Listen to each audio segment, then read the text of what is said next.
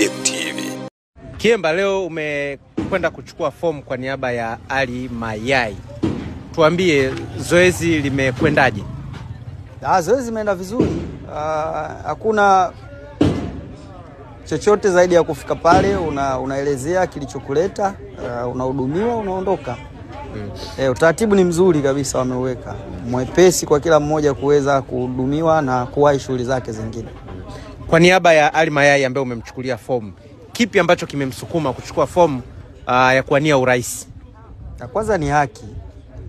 Ni haki ya kila Tanzania ambaye anajihisi ana mchango kuweza kuchangia, aidha kwa kuwa kiongozi ama kwa kuwa nje ya uongozi. Lakini kila mmoja huwezi kujua kwa nini unaamua kuwa kiongozi, sababu ni haki yake. Kwa hiyo kama mtu ambaye aliutumikia mchezo kwa kucheza, ameutumikia kama kiongozi kwa ngazi mbalimbali, kwa nadhani labda kwa sasa hivi anafikiria kuwa sehemu ya maamuzi ya baadhi ya matukio ya kimichezo na kuleta ile vision ambayo yeye anaona anaweza kujazia, kwa sababu humu kwenye michezo ni kuongezea pale ambapo mwenzao alikuwepo. Kama kuna kitu kilikuwa kinapungua, na wewe ukifika utakiongeza kama sehemu ya mchakato wa kukuza mpira wetu. Kwa hiyo mimi namuona kama Mtanzania ambaye ana haki na hakuna shida kwa yeye kuchukua fomu na kuchallenge kwenye urais. Kwa ambaye hafahamu, ni kwa nini Amri Kiemba ameenda kumchukulia fomu Ali Mayai badala ya kufika yeye mwenyewe? Kwanza ni kwa sababu hayupo Dar es Salaam, na kama unakumbuka tovuti ya TFF ilikuwa ina changamoto, kwa hiyo walikuwa watu hawawezi kupakua. Kwa hiyo yuko Tabora, alifiwa na mzazi wake jana. Kwa hiyo leo alikuwa ameweka nia leo akachukue. Kwa hiyo ilibidi jana aelekee Tabora na leo wanazika saa 7. Kwa hiyo mchakato unaoendelea ni kwamba bana, kwa kuwa yupo Dar es Salaam hapo, kanichukulia hizo fomu, kwa sababu unajua tarehe 20 zinatakuwa fomu ziwe zimerudi. Yeah. Na Ali Mayai si mara ya kwanza anawania nafasi ya urais. Alishawahi kuwania lakini hakufanikiwa. Kipi ambacho ameona bado anacho na anaweza kusaidia mpira kuamua kuwania nafasi hiyo kwa mara nyingine tena?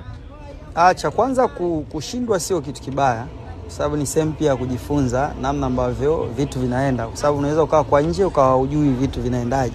Kwa hiyo kwa sasa hivi ana uzoefu na chaguzi za chama, lakini pia unavokaa nje pia na wewe unaendelea kuboresha yale mawazo yako ambayo ulikuwa nayo na ulikuwa unahisi yanapaswa kuwa implemented kwenye mpira. Kwa hiyo kwa sasa hivi anakuja kwa sababu alikubali. Kwanza unajua na nini kwamba yeye alikubali kwamba mchakato ule umepita na ameshindwa.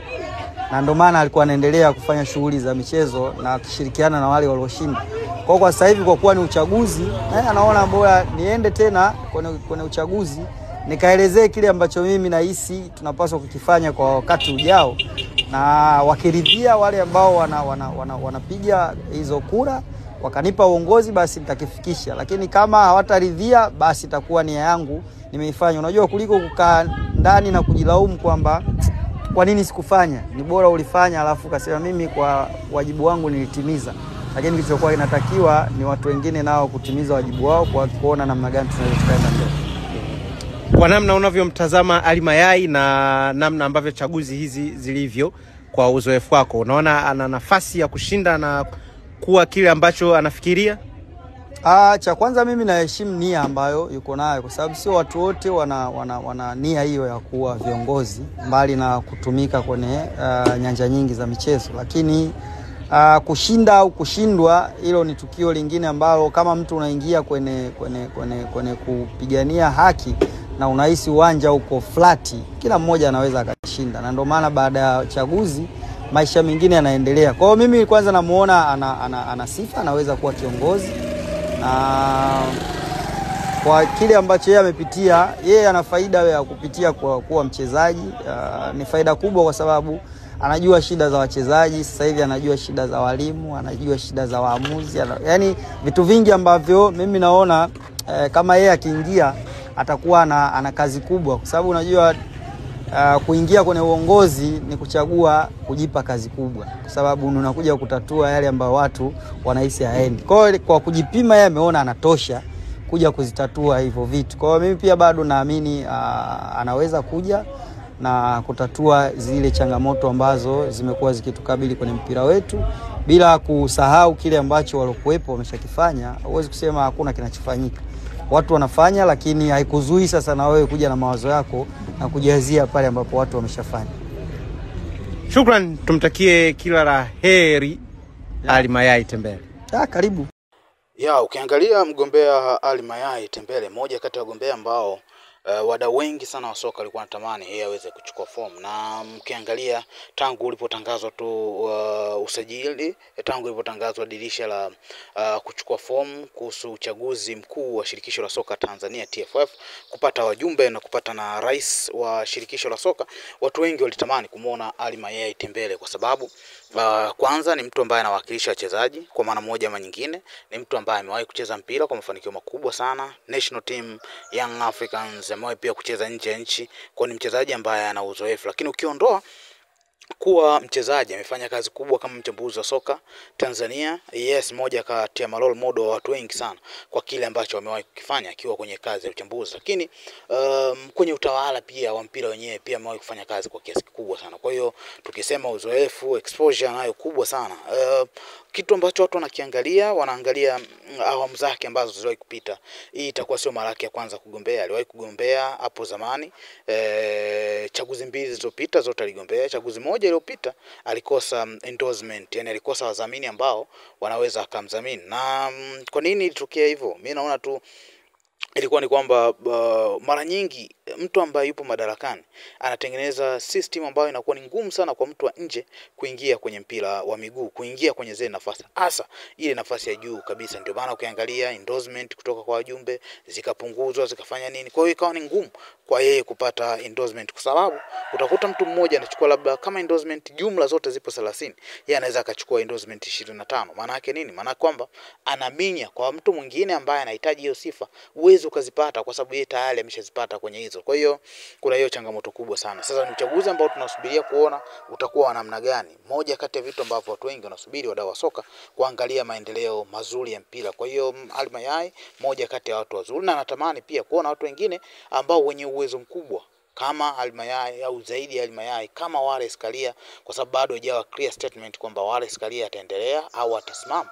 Kwangu mimi akiendelea ni jambo jingine, na akiamua hata hapo kuishia hapa ambapo alipo, yeye amefanya kazi kwa mafanikio makubwa sana, nyadhifa mbalimbali ambazo amezipata, inaweza ikawa ni nyakati nyingine ambao kuacha sura mpya zije kuendeleza hapa tulipo. Tumefika sehemu nzuri sana, lakini bado tunahitaji kwenda mbele zaidi, kwa sababu ukiangalia siku zote mafanikio huwa watu hawatosheki, kwa sababu kila unapoenda unatamani kwenda hatua ya mbele zaidi. Kuna hatua tumepiga kutoka miaka 10 nyuma, miaka 15 nyuma, lakini sasa hivi sio tu uongozi, lakini hata watu binafsi, wawekezaji wameweza kupiga hatua kubwa sana.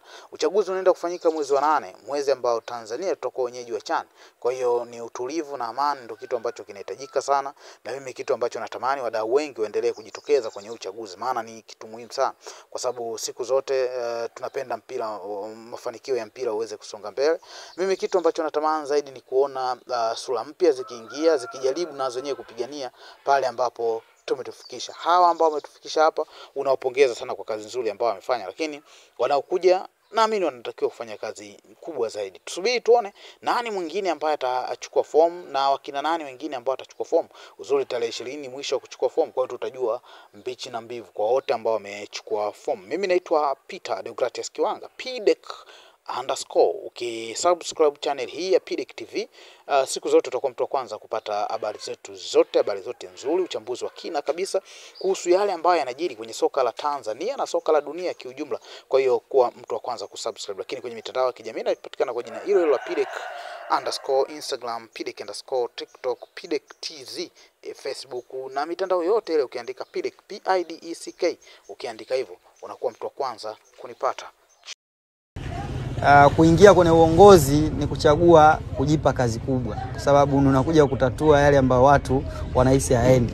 Kwa kujipima yeye ameona anatosha kuja kuzitatua hivyo vitu. Kwa hiyo mimi pia bado naamini anaweza kuja na kutatua zile changamoto ambazo zimekuwa zikitukabili kwenye mpira wetu, bila kusahau kile ambacho walokuwepo wameshakifanya. Huwezi kusema hakuna kinachofanyika.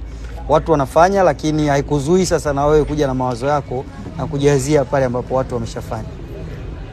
Shukran, tumtakie kila la heri Ali Mayai Tembele.